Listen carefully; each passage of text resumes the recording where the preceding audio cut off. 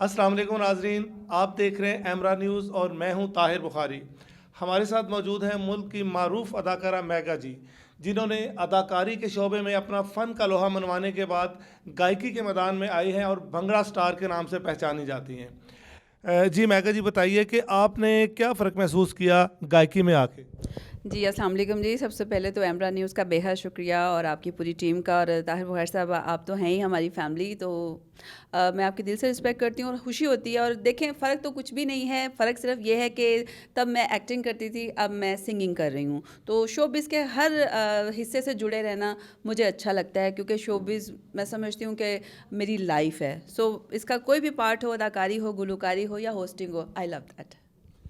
تو آپ کتنے گھنٹے ریہرسل کرتی ہیں؟ گائیکی کے لیے ریہرسل بھی تو ضروری ہے۔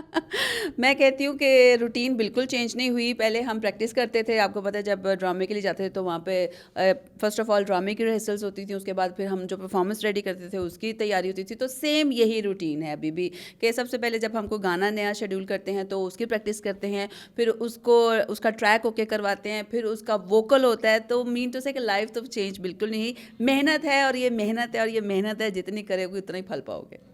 آپ نے جب پہلا گیت ریکارڈ کیا، ہمارے ہمسائے ملک کے سنگر تھے تو بڑی دھوم مچی، تو اس کے بعد اب نیا آپ کا کچھ آ رہا ہے؟ بالکل آ رہا ہے، اور آپ کو پتہ ہے کہ کچھ کرونا کی وجہ سے کام سلو ہو گیا تھا۔ اب اللہ کا شکر ہے کہ بہت حد تک ہم نے اس پہ قابو پا لیا ہے۔ اب میرا انشاءاللہ جو اپ کمنگ پروجیکٹ ہے وہ آپ کو پتہ ہے کہ PSL آ رہا ہے، اور ساتھ ساتھ ہمارے جو ریجنس ہیں ان میں بھی کرکٹ کو بہت زیادہ فوقیت دی جا رہی ہے۔ تو وہ میں نے 2-3 ریجنل سانگز بھی پرفارم کیے ہیں، گائے ہیں، اور انشاءاللہ میری ری لانچنگ کی طرف میں جا رہی ہوں دوبارہ سے۔ جیسے سانجا پنجاب کو میں نے لانچ کیا تھا، تو اب دوبارہ سے میں اس کی ری لانچنگ کی طرف جا رہی ہوں۔ تو میرے بہت سارے نئے گانے جو ہیں وہ پائپ لائن ہیں۔ اچھا، آپ یہ بتائیے کہ آپ کی فٹنس کا کیا راز ہے؟ آپ ایکسرسائز باقاعدگی سے کرتی ہیں؟ بالکل جی، میں تو یہ مانتی ہوں کہ جو فٹ ہے وہی ہٹ ہے، اور آرٹسٹ کے لیے، پرفارمر کے لیے سب سے پہلے معنی رکھتی ہے اس کی لک۔ تو لک کو برقرار رکھنے کے لیے بہت ڈائنگ ہارڈ میں جو ہے وہ ایکسرسائز کرتی ہوں، اور چونکہ میں ایک پرفارمر رہی ہوں تو اوبویسلی میں جب تک ایکسرسائز نہ کروں، اپنی کیلریز برن نہ کروں، تو میں تو مطلب میرا گزارا ہی نہیں ہے۔ سو میں ریگولرلی ایکسرسائز بھی کرتی ہوں۔ فن کے تو آپ نے تمام شعبوں میں تقریباً کام کیا، فلم، ٹی وی، تھیٹر، اب سنگنگ۔ تو آپ یہ بتائیں کہ گھر کا کھانا پکا لیتی ہیں؟ ہاں جی، پکا لیتی ہوں، لیکن مجھے کھانا ہی اچھا لگتا ہے، کیونکہ مجھے یہ کھانے بنانے کا سچ پوچھے ایک تو ٹائم نہیں ملتا، اور پھر یہ کہ جب وقت ملے تو ضرور بناتی ہوں، لیکن اتنی میں شوقین نہیں ہوں کھانا بنانے کی، لیکن آتا سب کچھ ہے۔ اب تو آپ کے میاں نہیں آپ سے فرمائش کرتے؟ وہ بھی ماشاءاللہ کام میں مصروف ہی رہتے ہیں، اور ان کو پتہ ہے کہ یہ جو ہے اس کا تھوڑا ٹیسٹ ڈفرینٹ ہے، تو وہ مجھے کوئی اتنی خاص فرمائشیں بھی نہیں کرتے۔ تو گھر کا جو کھانا بنتا ہے ہم سب وہی کھاتے ہیں۔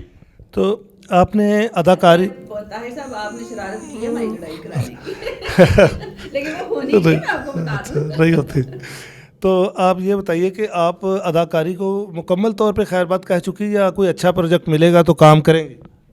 ایز سچ آپ کو پتہ ہے کہ اداکاری کو خیر بات میں نے اس صورت میں کہا تھا کہ مجھے لگا کہ مجھے یہ کام نہیں کرنا چاہیے۔ آپ کو پتہ ہے کہ اس وقت بہت زیادہ طوفان بدتمیزی جو ہے وہ سٹارٹ ہو گئی ہوئی تھی، چاہے وہ سلور اسکرین ہے یا وہ ہماری تھیٹر کی دنیا تھی، تو میں نے تھوڑا سا اس میں بریک لے لیا۔ اداکاری تو میرے خون میں شامل ہے، وہ تو میں کسی حال میں بھی کوئٹ نہیں کر سکتی۔ جیسے کہ اب ایک شارٹ فارم بہت سوشل میڈیا پہ آپ دیکھ رہے ہیں کہ لوگ سوشل میڈیا ایپس یوز کر رہے ہیں، اس میں بھی طرح طرح کے ہم لوگ کامیڈی کرتے ہیں، ایکٹنگ کرتے ہیں۔ سو کچھ بھی نہیں ہے، جب اچھی چیز، اچھا اسکرپٹ آفر ہوا جس میں مجھے لگے گا کہ مجھے یہ کرنا چاہیے، میں لازمی کروں گی۔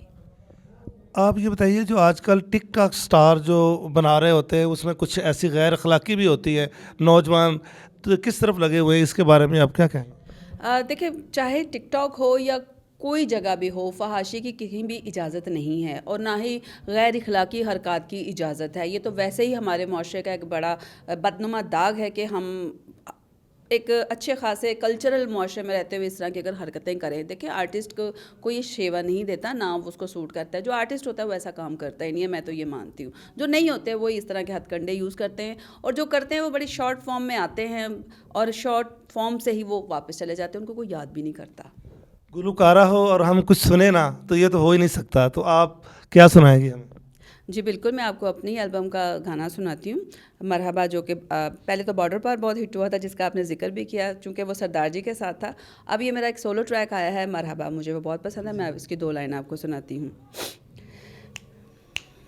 میں اپسرا میں دلربا، میں اپسرا میں دلربا، جلتی آنکھیں شعلے شعلے، دھک دھک دل بھی بولے بولے، میں تو ہوں دلربا.